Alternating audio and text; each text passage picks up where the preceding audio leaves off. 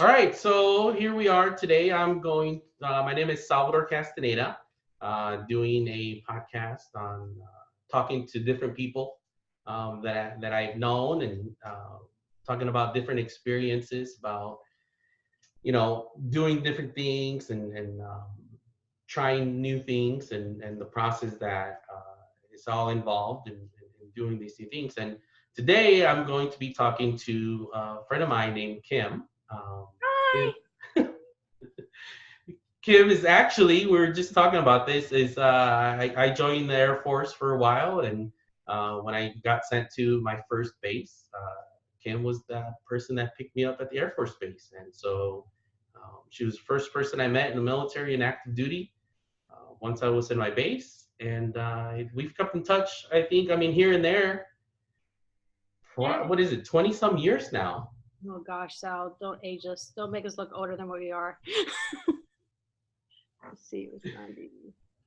Gosh, So, anyways, or not anyways, but so Kim, so I wanted you to be one of the first people that I talked to in the series that I'm trying to do right now, because just so everybody knows a little bit about Kim, uh, she used to be in the Air Force. I've talked to her here and there, but I really haven't had much conversation as far as like long conversation with her. I did some traveling for a while and have been trying different things with my family. And Kim, you actually, I'm kind of impressed with all of the things that you're doing because I don't know everything you've done, but in my mind, what I've seen you do on Facebook and from us communicating, you built a house, lived in an RV, and then you moved to Okinawa right now, right? Yeah, all in a span of I think under 4 years. Yeah, so that's amazing. That's a lot. Uh, some people would call it crazy. Well, everybody thought that we were crazy when I decided to quit my job and my wife sold her business and we took one-way tickets to Guatemala. So, so I mean that, and then we went with four kids, had one on the way, had one in route while we were traveling. Um, so I've always thought about asking you what is your process? I think it's kind of you're doing so much in so little time that I was always interested in how that comes to mind. How does that kind of come into your mind and you decide just to do it? Well, Even if you want to go back, yep. well, I think the first thing is that my husband and I tend to have the same vision.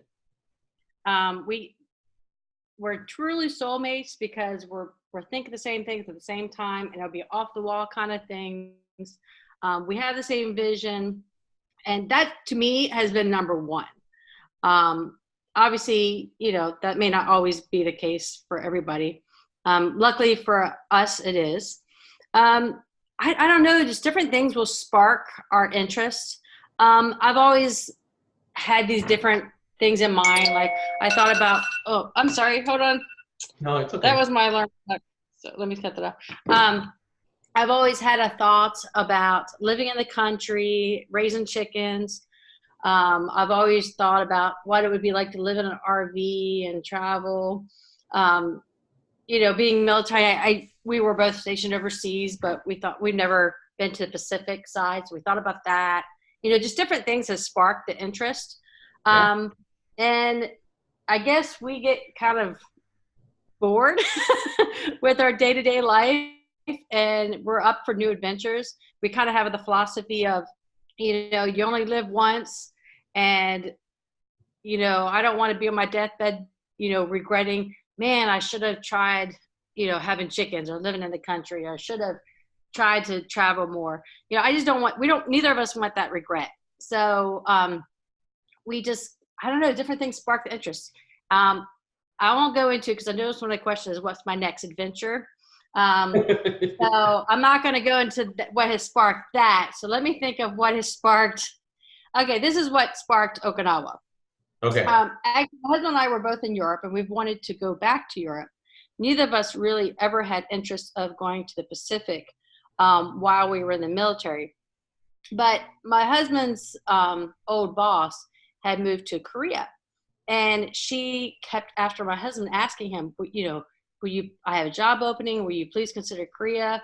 And finally we got to the point where, you know what, let's just check it out. So we started doing some research. We're like, you know what, let's go for it. Well, in the process of all that happening, a position for Okinawa came open. And my husband's like, well, let's go ahead and just put in for that, because his boss and his boss's boss had been to Okinawa and had great things to say. So we put in for it, and we actually ended up, Okinawa came through before the Korean came through. So we had never, Okinawa was never a dream of ours, but we thought, hey, it's an opportunity for a new adventure, and we took it. Okay. And I guess a little bit about, a little history Yeah. on our background of what we've done is, I served 12 years in the military. I got out, and then my husband had a few more years till he retired. And then we ended up finding our way to Texas. We kind of just made a checklist of what we wanted in a place, and it made almost all the check marks. Great veteran benefits and weather and all that kind of stuff. So we picked up in an RV. We had a smaller RV, and we decided in a month time, we had a house. We were actually in Maryland for a couple years. We sold our house and packed up all of our stuff into a little pod, moved to an RV with no job, no house, anything lined up, and we just moved down to Texas. Now, And was that the big RV that you had? no, this was Okay. back, I was pregnant. No, I'm sorry. That was another trip. I had a 3-year-old, and then my youngest was 3. We had a Class C, just like a smaller RV. It wasn't something that we wanted to live in long term or nothing like that. It was just something that we used on the weekends and stuff to go camping. Okay. So it was like, so what year is this? And you're in Maryland and you're moving to Texas, right? This would have been about, 10 years ago, 10 Okay. years ago. So we moved from Maryland. We just got up and moved to Texas. No job or anything. Oh, And wow. yeah, my husband got a job, and then we ended up getting an apartment for about a year. And then we found what we considered our dream home. And I had a lot of friends that lived in the neighborhood. It was like my dream home. And my husband had seen this house before it was up for sale. He's like, oh, it was perfect. The lot was perfect. It was flat. It was like the perfect location. And not too long after, it went up for sale. Okay. The house my husband had wanted. So we bought that house and remodeled it some and lived in it for about 7 years. Okay. And that was probably the most I've stayed in one location for majority of my life, except for when I was a child. So we Okay. thought we were going to stay in Texas. And we kind of, I guess when you're in the military for so long, you're so used to moving, it's hard to sit still, because Right. moving around becomes your norm, so sitting still becomes cumbersome, I guess, sometimes. Okay. So I can we, understand that. yeah. So the 2 oldest daughters were moving out of the house, going off to college, that kind of thing. And we had our youngest at home. And we were like, you know what? We always wonder what it would be like going RVing full time. So we just kind of started researching, and then we just kind of on a whim put our house up for sale, sold almost everything we owned except for a little 10 by 5, I think, storage unit. We had like family heirlooms, things you don't want to get rid of. Yeah. And But then you the goal, committed. yeah, we committed. We're all in people, Sal. Right. We don't do things like halfway. It's either you're in or you're out. Yep. And that's kind of been and that comes with negatives too when you're all in sometimes, more financial than anything. But we went all in, and people thought we were totally crazy. But the plan was to be in the RV for about a year and a half while my husband was still working, save up enough money where he could quit work, and then we could travel around. But we Okay. lived in the RV for a year, and we thought we were going to go crazy. Okay. Like, okay, maybe this is a really bad idea. So So, yeah, so you sold your house yes. and you got rid of 80% of your stuff? Okay. Well, let me specify this a little bit more. We went from an almost 4,000 square foot home Okay. to about a 400 square foot RV. Oh man. So I just want you to visualize, it was pretty drastic. And we sold, I would say we sold about 90% of what we owned. We sold, yeah, we sold a lot. We sold all of the furniture except for like two family heirlooms. That's a lot because when we went, I think our house is 3,800 square feet, Mm. and we sold about 70% of our stuff, and then we traveled around in a van. So it's a little bit different than but you committed a lot more.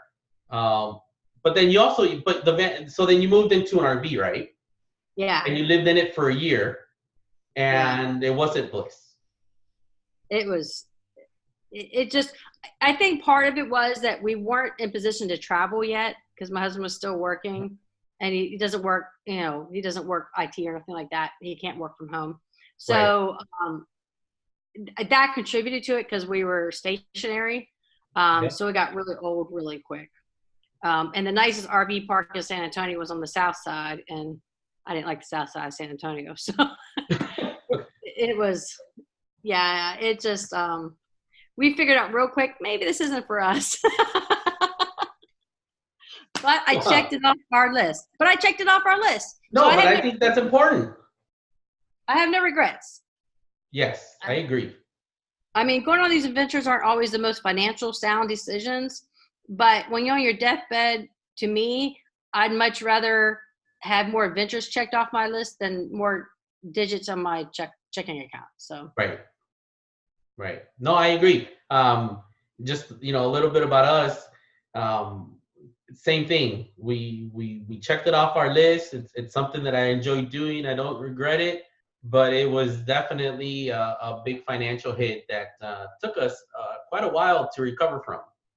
yeah, it's you can't go into this expecting that you're going to become a millionaire out of these trips. I mean, it's definitely when you take years to build up things that you possess in your home, and you have a bigger home to, a lot of things filling that up, to just sell it all in a short period of time at that, you're not going to get a fraction of what you paid for it. Plus, the trips itself, and then you had to rebuild it all. Right. It costs Right. money to reestablish a new home when you don't have much. So, Right. Which I you mean, when did. you go, yeah, but when you go into things like this, you have to realize, if it doesn't work out, hey, I might have to rebuild. So, I mean, yeah, we could have a lot more digits in our bank account right now if we hadn't have done through all these adventures, but I wouldn't change it. I Right. wouldn't change it at all. Right. Yeah. So you spent a year traveling in an RV, and then you decided to build a house, right? But we didn't even travel, Sal. We just stayed stationary in the RV. The goal was to travel, but we didn't make it that far. So you never left Texas. No, we never Oh left Texas. wow. That's what I'm saying. The goal was to stay stationary, save money, and then travel. But we couldn't handle. We lost it. We were like, okay, we're done. Okay. We didn't even make it that far. Uh, and then like when we'd have to move the RV, we'd get frustrated at each other. And my husband and I never fight or anything, but that was like probably the one point that we were on the verge of having an argument, a fight, and we never fight or argue. Was parking and moving the RV. Oh, because it was a big RV. It was a really big RV, and Yeah, it was a nice RV. yeah, it was nice, but it was big, and yeah, we got little quarrels there trying to park that thing and set up, and me trying to direct him, and Yeah. it was not good, Sal. It was not good. Wow. So then But what happened? okay, so then we were like, okay, time to buy a house. So then we moved to New Braunfels, which is the north side of San Antonio, and we decided to build a house. This is another thing on our checklist, was to live in the country, get some land, get some chickens, grow a garden, all that kind of thing. So we built a house out in New Braunfels on some land. Um, got the chickens I always wanted. Had some fresh eggs every day, which I loved. Got a rabbit and went to beekeeping classes because I was going to become a beekeeper and all that kind of stuff. Yep. And Yep. And lived out in the country. And there's a lot of critters out in the country in Texas. Let me Yeah. tell you, you have things from hog coming into your yard and all kind of creepy crawlies with 8 legs and centipedes and yeah. But I mean, it was a great experience though. I liked it, but it was a little too far out in the country for me. I'm a girl that likes my conveniences. I love my Home Depot, my Target, my Yep. HEB, which is a Texas grocery store. I just love my modern conveniences, and it was a little too far out in the country for me. Mm-hmm. And then when we were there, I homeschool. So it was also hard for my son to make friends being kind of out in the country like that. We had lived in the community before where he could just walk across the street and walk on or to the side next to a neighbor and meet up with friends. Living out in the country, that was not a feasible thing. So that was hard, being kind of out there by ourselves out there. I understand that actually, because we live out in the country. So everything you're saying that you're doing, we're kind of doing. We got bees. We're out in the country, but even though we live close to a neighborhood, we're kind of on the outskirts of the neighborhood. So our kids really don't play with the other kids in the neighborhood because they're not really a part of the neighborhood. So I feel like exactly what you're saying. Yeah, and my son was the only one home, so he was basically only child. He had nobody else to play. Yeah. So I think, not to take away from your experience or anything, but I think it would have been easier if we had multiple kids at home. Right. No, I agree with that. And that was a situation with the RV too. It made it hard. Was that he was again the only one there. He was like the only child, and people come and go all the time in the RV park. So there wasn't an opportunity to really make friends and stuff. So that all made it rather hard, you know. And that's part of our decisions too on changing our minds and stuff like that and checking out for new adventure. Yeah. So while we were in the country is when the opportunity with CREA arose. And, I was having a hard time living kind of out in the country. My son was having a hard time living out in the country, kind of being excluded from, everything. And that, the lifestyle that we're used to having, stores around and people around.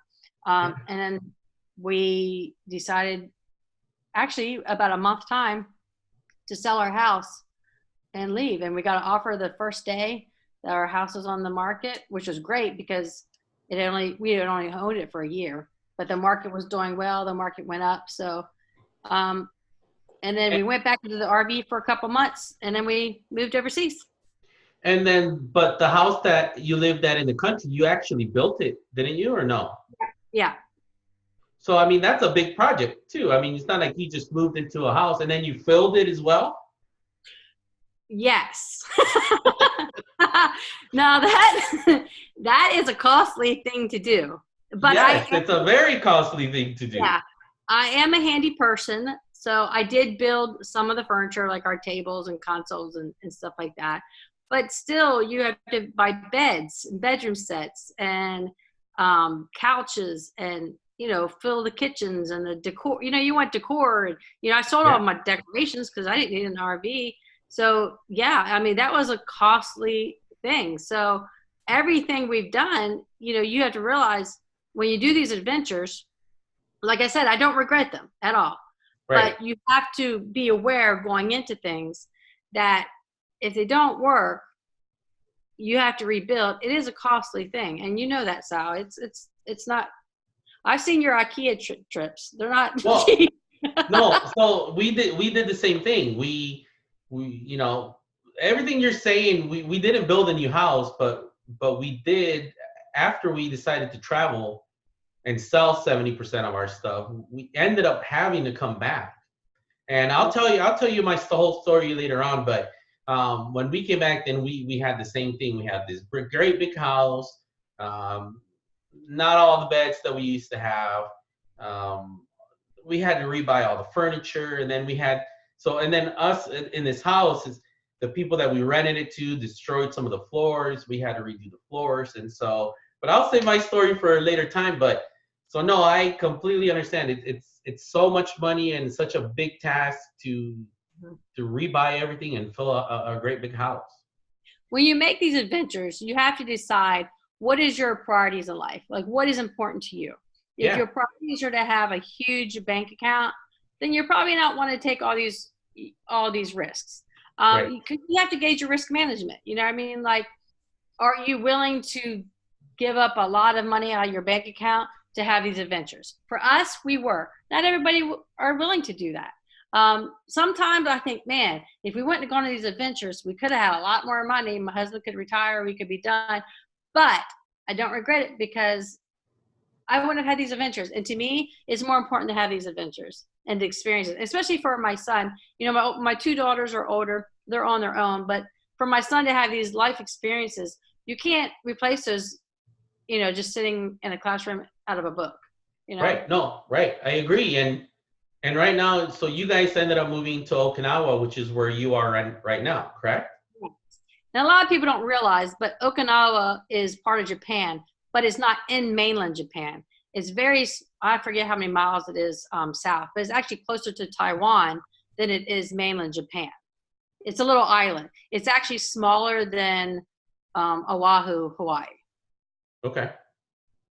So, so now, yeah, so for those that are probably wondering what, you know, how did we get here and stuff like this, my husband's a GS for the military. Yep. So that means a civilian for the military. And so he got a position over here and they move us over here. And we're living here. I got a great view and it's different too. Yeah. It's there's pros and cons that come to it. We're in a location where we've been able to travel to Thailand, Taiwan, you know, mainland Japan. That's about what we've done. We had to cancel our Korea trip because they had some kind of swine bird flu thing going on there. Oh, okay. But you know, we've been traveling around Okinawa. There's actually a lot to do in Okinawa, being a small island. But you know, we've enjoyed our time. My son is taking karate from very authentic, old school karate. I mean, it's really cool for him to experience that. It's very hands-on karate, so it's strengthening him and teaching him things.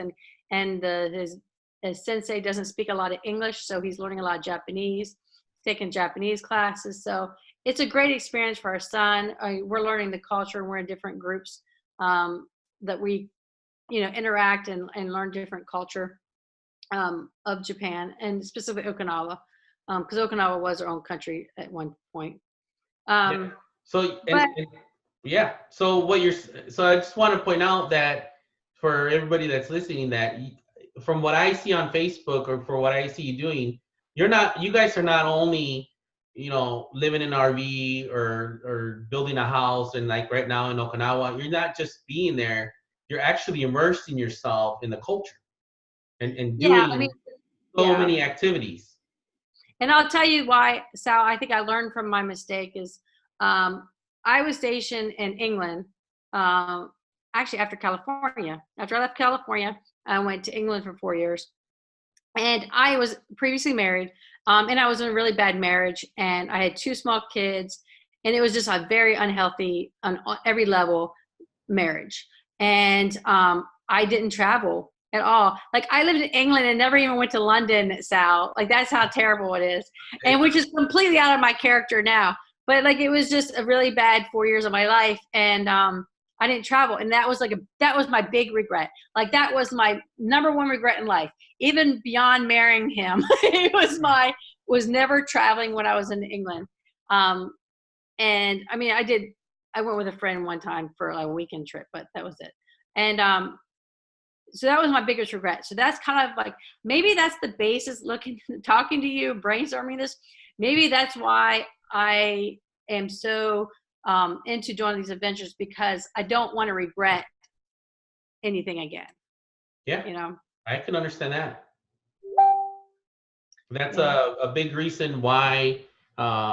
That's my thing was, I think it's been about 4 or 5 years, might have been a little bit longer than that. I started telling my wife that every stupid idea I have, I'm just going to do it. And I like wording it that way because it's not that I think I have stupid ideas, is that most people think that. Yeah. So if someone has an idea, other people most of the time think, oh, that's just not never going to work. It's just not right, or you're not thinking it through. And if you stop yourself from doing what you want to do because of what other people say, then you're never going to do what you want to do. Yeah, So I've learned a long time ago not to worry what other people think. Because other people aren't going to be in my deathbed. Other people right, don't pay my bills. Other people don't live my life. So, I have to do, obviously I'm married. yeah, So, us as a couple, we have to agree on things. But other than that, I don't care what other people think about my life and my life choices. They're mine, and I don't care what other people think. And that you got to go into this realizing that. I mean, my mother-in-law thought we were crazy for leaving that big house that we had and selling all of our stuff. But one of the things is, it actually made me feel good. My mother had said to my mother-in-law that, don't worry, Kim is strong. She can rebuild this. They'll be fine. And we have been fine. I mean, yeah, I've been in some, before joining the military, some really bad situations. Um, I mean, sleep, I'll tell you a little bit. It's kind of embarrassing, but at one point in my life, it was pretty embarrassing. But, I had pulled out a mattress out of a dumpster and slept on it, so I've lived literally in the bottom, right, and I've rebuilt myself, and I've crashed again, going through a bad marriage, and had to rebuild myself again, so you do have to be the person, I think, that's willing to work hard to rebuild yourself, if things don't work out. right, So right. And so I think what you're saying right now. So to recap a little bit about everything we've talked about right now, which is I think is a good the story that you just said is a good segue into it, is if you had to do it again, or if someone was trying to live out their dreams, what would you say are things that you would do different, or you would recommend for people to do in order to get to do the things that you've been doing? Well, I think the number one thing is people don't think we do this, but we do a lot of research. We just do it in a condensed time period, but we research a lot. And if somebody's been somewhere, I'll ask questions. I join the groups. I mean, there's so much social media available now to help, like all these Facebook groups. I join a lot of the groups, if they let me, ahead of time, if I'm not there, and do a lot of questions and research through there. um, and then we balance the risk management, like what are we willing to sacrifice, and what if this doesn't work out. I mean, a lot of times we jump without a parachute, as Steve Harvey's famous quote goes. But we do usually have a little emergency, some kind of emergency backup, just in thought, not necessarily planned out, but in thought. Okay, hey, if this doesn't work out, what will we do, kind of situation. And then, you just got to jump. You just got to jump, Yeah, you got to go for it. If I mean, not everybody's willing to risk everything. So you got to decide, if you're content with where you are in life and you're fine, then stay where you're at. But if you're wanting to change and adventure and stuff like that, don't sit there for 5 years contemplating if you're going to do it or not, right. because most likely you're probably not going to do it, or life will happen. You might get ill. Somebody else might get ill. You just got to jump. Life is too short. You don't know how long you're going to live. And that's my philosophy. Just go for it. Just Awesome. go for it. Yeah, I agree. I like it. I like it. And so I appreciate you speaking with me today. And so I'm going to stop the recording right now for everybody else, and then I'm going to talk to you for a little bit longer, Kim. Okay.